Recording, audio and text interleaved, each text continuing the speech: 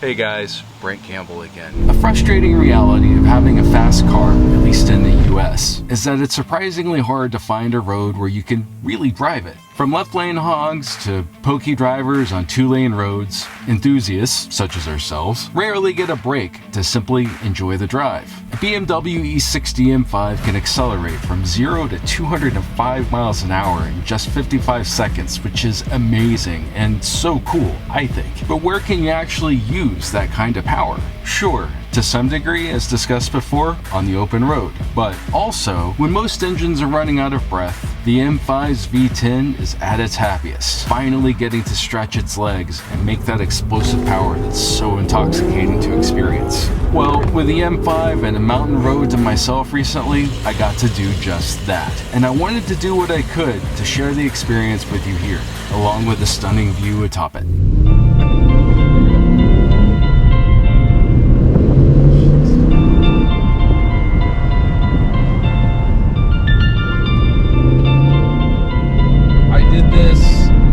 Actually in 2 installments. There's a part 1 and a part 2 in this car 7 years ago, give or take.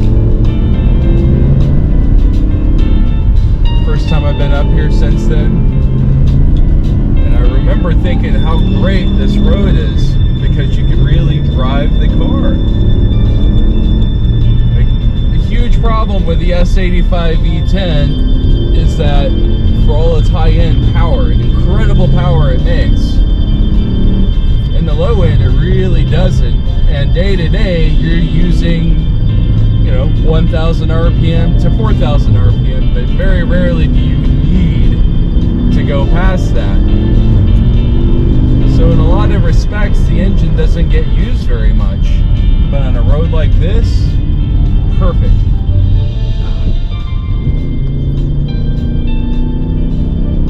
I really love this road because it challenges me.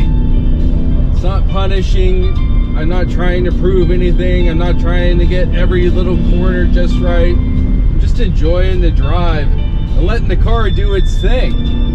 It just doesn't get to act like this 98% of the time. It's got all this power higher up in the red band, but not in the lower band. On a mountain road, you can get into it. You're going uphill, so you can really push the car without going too fast.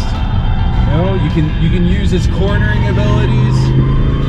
And I always think it's not a good track car because it's so big, it's so heavy, and of course the brakes are so expensive to replace. I don't want to just be, thrashing on my brakes all day. So this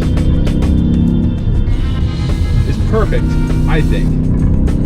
Perfect way to use this car in the US because we don't have the Autobahn or the Nürburgring over here. It's really an Autobahn cruiser. The little fuel lamp just came on. We'll take care of when we get to the bottom of the hill.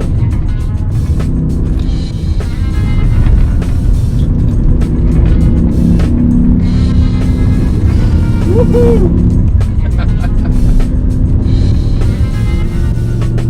Just don't get to feel how athletic this car is day to day, but it's just totally, it's grabbing this road. I mean, it's amazing. It's just, it's like a dog with a bone. It's just grabbing a road, tackling it.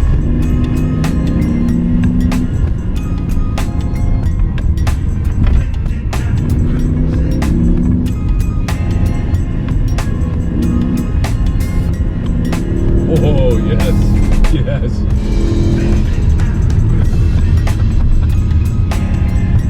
Oh, this is the perfect road. It's windy, it's a little challenging. The M5 is taking it beautifully. This big car makes no sense that the car can move so well, given how big it is. You've got to remember, I've driven this car all the way from England with all our luggage and the camera kit, and now I'm doing this to it. This is a fun one because I know I can open it up all the way.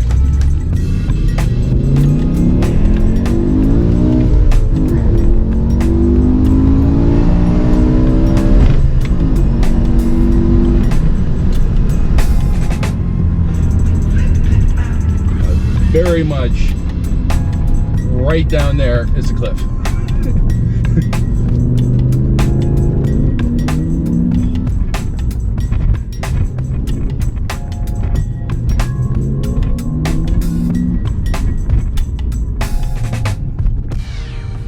All right, we made it 3,491 feet. Beautiful.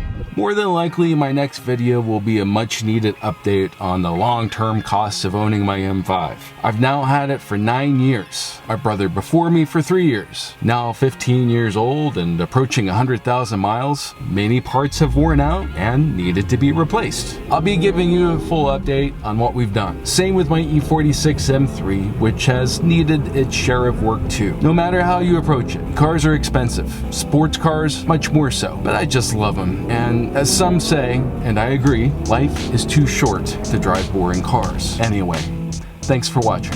See you next time.